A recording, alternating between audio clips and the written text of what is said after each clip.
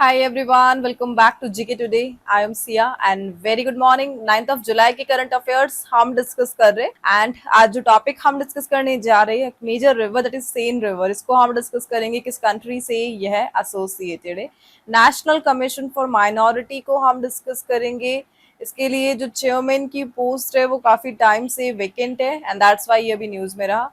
And एक recently ballistic missile जिसे India purchase करने की प्लानिंग बना रहा है, किस कंट्री से, उसे हम डिस्कस करेंगे। एक ऑर्गेनाइजेशन अभी न्यूज में रहा दैट इज जो रिलेटेड है international treaty on plant genetic resources for food in agriculture, because India इसके अगेंस्ट में है। अभी इनका एक रीसेंट अपडेट आया है और उसके लिए इंडिया ने रिजेक्शन शो किया। वाई, ये हम डिस्कस करेंगे। Atomic energy regulatory board AERB, यह अभी न्यूज में कहां पर लोकेटेड है।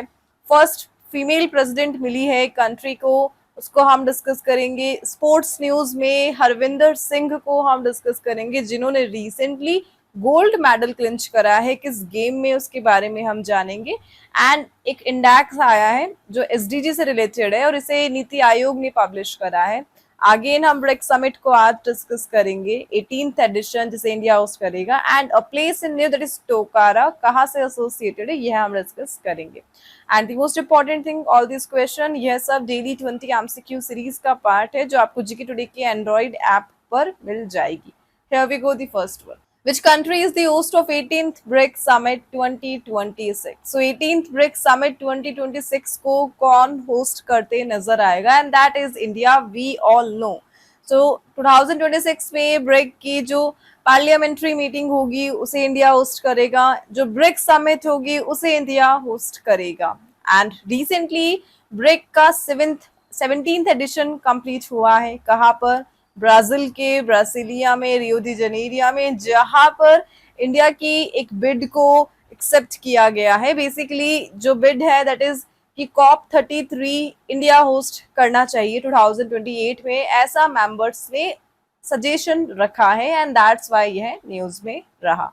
एंड यहाँ पर चाइना ने फाइनली इंडिया को सपोर्ट करा है इंडिया की परमानेंट मेंबरशिप के लिए, और कहां पर? यूनाइटेड नेशन सिक्योरिटी काउंसिल में। एंड रशिया ने भी। सो यहाँ पर हमारे पास सपोर्ट आ चुका है UNSC की परमानेंट मेंबरशिप के लिए। एट प्रेजेंट UNSC के परमानेंट मेंबर ओनली 5 है एंड यहाँ पर इंडिया का मेजर विजन है कि he should be the permanent member of UNSC। Basically she should be, because Bharat को हम भारत माता मानते हैं। एंड यहाँ पर इंडिया के स्टार्टअप नॉलेज हब इनिशिएटिव को रिकॉग्नाइज किया गया and that's why BRICS summit again news में रही। हम यहाँ पे डिस्कस करेंगे basically United Nation Security Council जो अभी रिसेंटली न्यूज में रहा, बिकॉज इंडिया को यहाँ पर परमानेंट मेंबरशिप काफी जल्दी मिलने वाली है। सपोर्ट हमारे पास आ चुका है। एंड यहाँ पर UN को हम डिस्कस कर रहे हैं। UN चार्टर एक्ट यहाँ पर एग्जिस्ट करता है। चार्टर एक्ट में ही जो अमेंडमेंट है उसे करके न्यू चेंजेस लाए जाएंगे। उसके लिए कंडीशन है कि 2/3 जो जनरल असेंबली की मेंबर्स है उनका तो अप्रूवल होना चाहिए और जो परमानेंट 5 मेंबर्स है उनका कंसेंट होना चाहिए कुछ भी चेंज लाने के लिए। कब बनाया गया था UN चार्टर एक्ट को? 1945 में, यूनाइटेड नेशन के एस्टेब्लिशमेंट के साथ। इसी के साथ UNSC यूनाइटेड नेशन का मेन ऑर्गन है जिसमें 5 परमानेंट मेंबर है और 10 नॉन परमानेंट मेंबर है, जिनकी जो मेंबरशिप है, रोटेशन है, वो हर 2 साल में स्विच होता रहता है, जबकि 5 परमानेंट हमेशा बने रहते हैं। यहाँ पर मैं एक टर्म आपसे डिस्कस करूंगी आज and that is G4 member, because यहाँ पर इंडिया की परमानेंट मेंबरशिप को डिस्कस किया जा रहा है। बेसिकली G4 मेंबर एग्जिस्ट करता है Brazil, Germany, India and Japan. ये वह कंट्री है जो यहाँ पर UN में परमानेंट मेंबरशिप के लिए एग्जिस्ट करती है और इन्हें रिकॉग्नाइज किया गया G4 मेंबर। एक ग्रुप इन चारों कंट्रीज ने मिलकर बना लिया जिन्होंने परमानेंट मेंबर के लिए जो सपोर्ट है वह मांगा है यूनाइटेड नेशन से। अदरवाइज यह सब UN से अपना सपोर्ट पीछे ले लेंगे, ऐसा एज ए थ्रेट यहाँ पे दिया भी गया है। एंड इन G4 मेंबर को अपोज करने के लिए एक अदर ग्रुप बन जाता है and that is uniting for consensus, जिसे मेजर इटली लीड करता है। यूनाइटिंग फॉर कंसेंसस यह वह ग्रुप है जो यूनाइटेड नेशन के जो परमानेंट मेंबर है उन्हें एक्सपेंड नहीं करना चाहते हैं। पाकिस्तान इसका मेंबर है। इसे कॉफी क्लब के नाम से भी जाना जाता है और परमानेंट सीट के अगेंस्ट में यह ग्रुप एग्जिस्ट करता है। इसके अलावा पाकिस्तान इसका मेंबर है, मैक्सिको, साउथ कोरिया, यह सब मेंबर है यूनाइटिंग फॉर कंसेंस और कॉफी क्लब का, राइट। सो दो ग्रुप हमने यहाँ पर डिस्कस कर लिया है। Moving on, BRIC we all know 2009 में इसे बनाया गया था। एट प्रेजेंट 10 इसके मेंबर है। इंडोनेशिया ने अभी रिसेंटली ब्रिक को ज्वाइन किया। मूविंग ऑन, यहाँ पे हम डिस्कस करेंगे ब्रिक से रिलेटेड कुछ फर्दर क्वेश्चन जो लास्ट करंट अफेयर्स में हमने देखे थे, and they are which country has officially joined BRICS as a partner country, और यह कंट्री है वियतनाम जिसे ब्रिक ने पार्टनर कंट्री के तौर पर एक्सेप्ट किया है। 12th जो पार्लियामेंट्री फोरम है 2026 में इंडिया इसे होस्ट करेगा। 11th किसने किया था? ब्राजील ने किया था, we all know. And India से जो गए थे लोकसभा स्पीकर ओम बिरला। 17th लोकसभा हमारी यहाँ चल रही है। What is the name of the initiative recently launched by BRICS nation to combat land degradation and soil fertility loss? और सॉइल फर्टिलिटी लॉस और लैंड डिग्रेडेशन को रोकने के लिए ब्रिक नेशन ने जो इनिशिएटिव चलाया that is BRIC land restoration partnership. BRICS summit we all know Brazil के ब्रासिलिया में इसे होस्ट किया गया। BRICS youth council entrepreneurship working group meeting इसे कौन होस्ट कर रहा है? इंडिया। 2025 का यह एडिशन था। पार्टनर कंट्री ब्रिक ब्लॉक में and that is Nigeria. Jain 2025 में नाइजीरिया ने ज्वाइन किया, जून में वियतनाम ने। Moving on the next one, a major river यहाँ पे हम डिस्कस कर रहे and that is the Seine river. कहाँ से यह एसोसिएटेड है? किस कंट्री से? फ्रांस से यह एसोसिएटेड है। सो 100 ईयर के गैप के बाद जो रिवर सेन है उसमें स्विमर्स की एक्टिविटी को वापस ओपन कर दिया गया है एंड दैट्स व्हाई यह न्यूज में रहा। सो जितनी भी स्विमिंग चैंपियनशिप है अगेन उसे यहाँ पर कंडक्ट करवाया जाएगा, दैट्स व्हाई यह न्यूज में रहा। ओवरऑल द रिवर सेन ये 775 किलोमीटर लॉन्ग है। फ्रांस की सेकंड लॉन्गेस्ट रिवर है यह। फर्स्ट लॉन्गेस्ट कौन सी है? That is Loire river, point to be remember. France की first longest that is Loire river and second one is Seine river.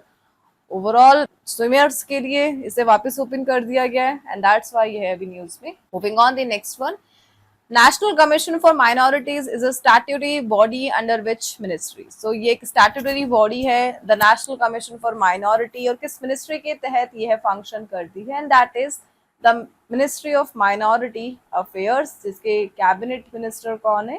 किरण रिजिजू। उनके पास मिनिस्ट्री ऑफ पार्लियामेंट्री अफेयर भी है। Point to be remember, ministry of tribal वो other है, उसके उनके लिए जो cabinet minister is Jual Oram. So recently national commission for minority news में रहा बिकॉज जो चेयरपर्सन की पोस्ट है वो काफी लॉन्ग टाइम से वैकेंट है एंड दैट्स व्हाई यह न्यूज में चल रही है। मिनिस्ट्री ऑफ माइनॉरिटी के अफेयर की तरह फंक्शन करती है, जो माइनॉरिटी जो इंटरेस्ट है उन्हें प्रोटेक्ट करना इनका मेन ऑब्जेक्टिव है। ओवरऑल इसे कब बनाया गया था? माइनॉरिटी कमीशन 1978 में। दैन ये स्टैट्यूटरी बन जाता है 1992 में और माइनॉरिटीज के वेलफेयर के लिए काम करता है। ओवरऑल हम यहाँ पे डिस्कस करेंगे आज the ministry of minority affair and national commission for minority act 1992 के तहत यह फंक्शन करती है, the national commission for minorities. So ministry of minority affair काफी न्यूली एस्टेब्लिश मिनिस्ट्री है, 2006 में ही इसे बनाया गया था। पहले यह मिनिस्ट्री ऑफ होम अफेयर के तहत काम करती थी और इसे केवल एक माइनॉरिटी कमीशन के नाम से जाना जाता था। सो इंडिया में जो माइनॉरिटी कमीशन है उसे रिप्लेस करके मिनिस्ट्री ऑफ माइनॉरिटी अफेयर को 2006 में एस्टेब्लिश किया गया। उस टाइम पर जो पीएम थे इंडिया के मनमोहन सिंह थे। Now a question for you, who was the first minister of minority affair of India? इसका आंसर आप कमेंट बॉक्स में ट्राई करें। मूविंग ऑन, यहाँ पर हम डिस्कस करेंगे रीसेंट अपडेट्स जो एसोसिएटेड है मिनिस्ट्री से, various ministries of India, and they are the central sector scheme of scholarship for college and university students is implemented by which ministry? Ministry of education ने इसे implement करा है। आदि कर्मयोगी programme, और यह मिनिस्ट्री ऑफ ट्राइबल अफेयर का है। Tribal affair के कैबिनेट मिनिस्टर जुआल ओरम है। सुगम्य भारत ऐप यह ministry of social justice and empowerment का है और इसके लिए कैबिनेट मिनिस्टर वीरेंद्र कुमार है। जियो पार्से स्कीम ये मिनिस्ट्री ऑफ माइनॉरिटी अफेयर्स के आती है और इसके लिए cabinet minister that is Kiran Rijiju. which is the nodal ministry of for the Atal Mission for Rejuvenation and Urban Transformation Initiative, AMRUT. So AMRUT ministry of housing and urban affair के तहत आता है और इसके लिए कैबिनेट मिनिस्टर मनोहर लाल खट्टर है. What is the name of the recently approved pilot scheme by the Union Environment Ministry to manage human-tiger conflict? And that is tigers outside of tiger reserve. जिसे environment ministry ने approval दिया है. And environment के लिए जो minister that is Bhupendra Yadav. The registrar general of India यह function करता है मिनिस्ट्री ऑफ होम अफेयर के तहत and ministry of home affair Amit Shah के पास है. Moving on the next one, यहाँ पे हम डिस्कस करें एयर लॉरा. बेसिकली एक advance air launch ballistic missile है यह, और किस कंट्री ने इसे डेवलप करा है? The air Laura. And basically इसे डेवलप करा है इजराइल ने. And the Indian air force, so Indian air force plan कर रहा है एयर लॉरा को एक्वायर करने के लिए, so that long range strike जो कैपेबिलिटीज है उसे एनहांस किया जा सके. एक एयर लॉन्च मिसाइल है, इजराइल एरोस्पेस इंडस्ट्री के द्वारा बनाई गई नेविगेशन सिस्टम से इक्विप है एंड रिसेंटली इसकी प्रोक्योरमेंट के लिए प्रोसेस चल रही है एंड दैट्स व्हाई यह न्यूज में रहा. मूविंग ऑन, यहाँ पे हम डिस्कस कर रहे कुछ major defence current affair and they are. Advanced light helicopter Dhruv was developed by which organization? So Hindustan Aeronautics Limited ने इसे बनाया है. Which shipyard has launched two fast petrol vessel Amulya and Akshay? और यह है Goa shipyard limited. So इस प्रकार Goa shipyard limited total 8 FPVs बना रहा है और अमूल्य और अक्षय उन्हीं में से एक है. ऑपरेशन संकल्प यह इंडियन नेवी के द्वारा है. And tiger Triumph is an exercise India and US के बिटवीन यह होती है. ध्रुव एडवांस लाइट हेलीकॉप्टर HAL ने बनाया है. And scrum jet engine in India यह DRDO के थ्रू अभी टेस्ट किए गए थे. BVRAAM ये जो मिसाइल है एयर टू एयर, इसे किस ऑर्गेनाइजेशन ने डेवलप करा है? DRDO ने. Astra beyond visual range air to air missile it is.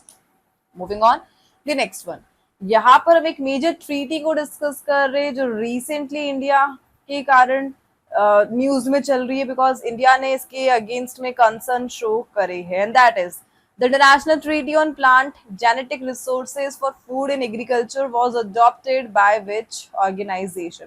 सो इस ट्रीटी को किस ऑर्गेनाइजेशन ने अडॉप्ट किया था जो मेजरली फोकस्ड है प्लांट फूड एंड एग्रीकल्चर पर, and it is done by the food and agriculture organisation FAO.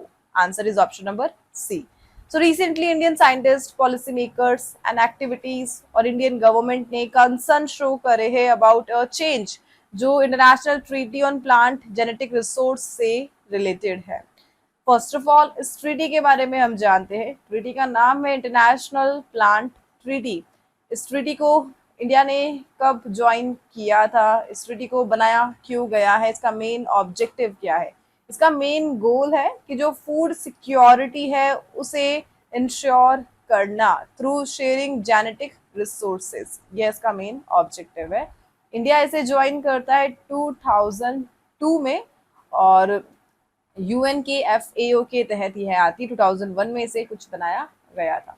Recently इनकी एक मीटिंग हुई थी इस ट्रीटी के लिए, एक एनुअल मीटिंग दैट इज अभी रिसेंटली 2025 में पेरू में हुई है. पेरू एक साउथ अमेरिकन कंट्री है यह, और यहाँ पर एक प्रपोजल रखा गया कि ऑल कंट्रीज को अपने जो प्लांट सीड है उनके जितने भी टाइप है उन्हें फ्रीली इंटरनेशनल लेवल पर शेयर करने होंगे. ऐसा प्रपोजल रखा गया और इंडिया का कंसर्न पॉइंट है कि अगर ऐसा होता है तो यहाँ पर जो फार्मर की फ्रीडम है उसे हार्म मिलेगा, बिकॉज सीड हमारे सीक्रेट है, हम उन्हें एक्सचेंज करते हैं और इंडिया के जो सीड है उनका कंट्रोल वर्ल्ड को मिल जाएगा, आउटसाइडर को, जो इंडियन फार्मर्स के लिए बिल्कुल भी अच्छा नहीं है, ना सेफ है और फाइनेंस यहाँ पर मेजर इशू होने वाला है. एंड दैट्स व्हाई इंडिया का कंसर्न यहाँ पर आता है कि बिग रिस्क है, फॉरेन कंपनीज इजीली जो इंडियन सीड वेराइटीज है उन्हें एक्सेस कर पाएगी और इंडिया से कई ज्यादा रेट पर वो मार्केट में फिर बिकेगा. सो यह इंडिया का कंसर्न पॉइंट रहा इस ट्रीटी में जो मेजर अमेंडमेंट किया जा रहा है, और अमेंडमेंट किया जा रहा है इसके एनेक्स फर्स्ट पर, एंड दैट्स व्हाई यह अभी न्यूज में रही. होप ये क्वेश्चन आपको क्लियर है. ओवरऑल ट्रीटी का नाम आप ध्यान रख लें, इंटरनेशनल प्लांट ट्रीटी 2001 में इसे बनाया गया और इंडिया ने इसे 2002 में ज्वाइन किया. Moving on the next one, where is the headquarter of atomic energy regulatory board located? So एक हेडक्वार्टर हम डिस्कस कर रहे हैं AERB का, कहाँ पर इनका हेडक्वार्टर लोकेटेड है, and that is in Mumbai, Mumbai में लोकेटेड है. सो रिसेंटली AERB ने लाइसेंस प्रोवाइड करे है टू इंडिजिनस 700 मेगावाट जो कैपेसिटी है रिएक्टर्स की, जो कहाँ पर लोकेटेड है, गुजरात में, and that is Kakrapar atomic power station. So यहाँ पर जो 2 यूनिट है 700 मेगावाट की, उन्हें लाइसेंस मिल चुका है ऑपरेशन के लिए, एंड दैट्स वाई ये न्यूज में. और ये लाइसेंस किससे मिला है? एटॉमिक एनर्जी रेगुलेटरी बोर्ड से. बेसिकली AERB इंडिया का मेन रेगुलेटर है न्यूक्लियर और रेडिएशन सेफ्टी के लिए. हेडक्वार्टर इनका मुंबई में बेस्ड है और 1983 में इस बॉडी को बनाया गया था, सो दैट जो न्यूक्लियर यूज है, रेडिएशन सेक्टर है, उसकी जो सेफ्टी है उसे इंश्योर किया जा सके, राइट. एंड दैट्स वाई ये न्यूज में रहा.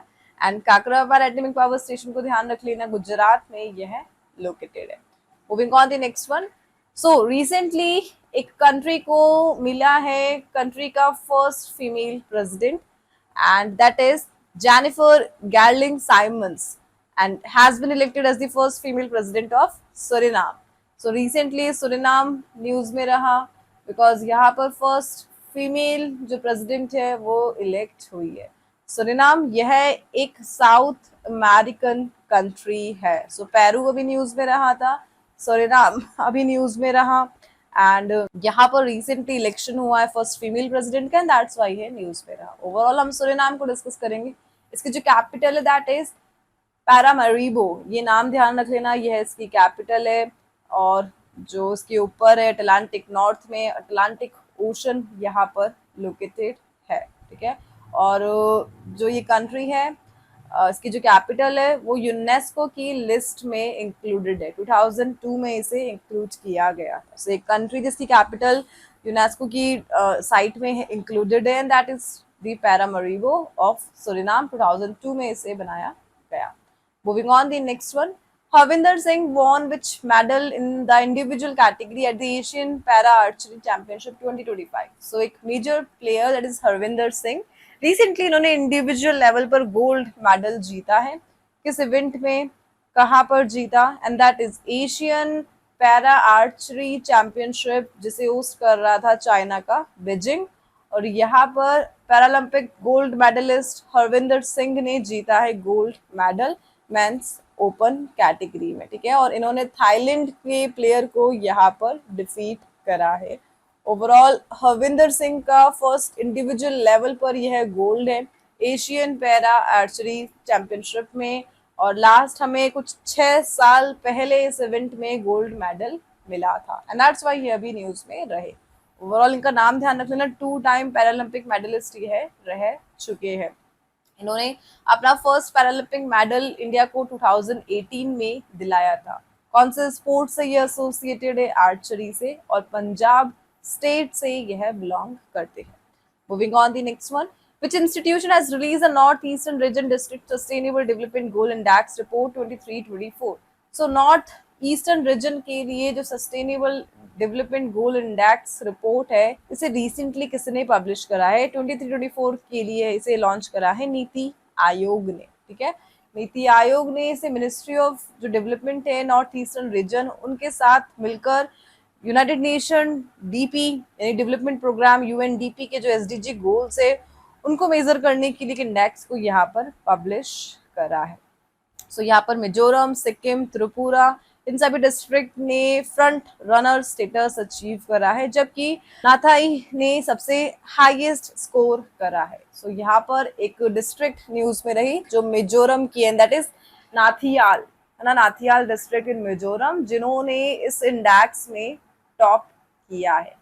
और सबसे लोएस्ट स्कोर यहाँ पर लॉन्गडिंग का आया है जो अरुणाचल प्रदेश का डिस्ट्रिक्ट है. ओवरऑल सस्टेनेबल डेवलपमेंट गोल में कितनी प्रोग्रेस हुई है उसको मेजर करने के लिए इस इंडेक्स को यहाँ पर लॉन्च किया गया by the NITI Aayog. Overall NITI Aayog इसे कब बनाया गया था? 1 जनवरी 2015 में. फर्स्ट CEO कौन है नीति आयोग के? That is Sindhushree Khullar. और नीति आयोग का full form national institution for transforming India. यहाँ पर हम एक ऑर्गेनाइजेशन को डिस्कस कर रहे हैं जिन्होंने सस्टेनेबल डेवलपमेंट गोल बनाए 2030 के टारगेट के साथ, एंड दैट इज यूएनडीपी। कब बनाया गया था इसे? 1965 में इस ऑर्गेनाइजेशन को बनाया गया यूनाइटेड नेशन के द्वारा। ओवरऑल यूएनडीपी की एक मेजर इंडेक्स यहाँ पर एग्जिस्ट करती है, that is human development index. इन्होंने ही एसडीजी बनाया जो टोटल 17 है और इन्हें 2030 तक अचीव करना है। Moving on the next one, place in news में आज हम डिस्कस कर रहे हैं दी टोकारा आइलैंड ग्रुप, और किस कंट्री से यह associated, and that countries Japan से यह एसोसिएटेड है। सो रिसेंटली जापान के इस आइलैंड पर सम 1000 अर्थक्वेक रिकॉर्ड किए गए। सदर्न जापान में यह लोकेटेड है और लास्ट 2 वीक से यहाँ पर अर्थक्वेक जो एक्टिविटी है वो रिकॉर्ड की जा रही है, दैट्स वाई ये न्यूज में रहा। कौन से आइलैंड पर ग्रुप है लोकेटेड है? ये तोशिमा आइलैंड पर यह लोकेटेड है। एग्जैक्टली टोकारा आइलैंड एक स्मॉल आर्किपेलागो है जो साउथ ऑफ क्यूशो आइलैंड पे लोकेटेड है। कुछ इस प्रकार से ये आपको दिखेगा, एंड दैट्स व्हाई अभी न्यूज में रहा अर्थक्वेक एक्टिविटी के कारण। सो इस सेशन को हम यहाँ पर एंड करते हैं। आज के लिए आप लोगों के लिए जो क्विज के क्वेश्चन है वो एसोसिएटेड है मेजर आइलैंड जो अभी न्यूज में रहे उनसे रिलेटेड क्वेश्चन, एंड इनके आंसर आपको कमेंट बॉक्स पे प्रोवाइड करने। एंड हम मिलते हैं नेक्स्ट सेशन के साथ। Till then please to revision and take care, and for more information you can check the description box just below the video, and thank you for watching. Wrapping up.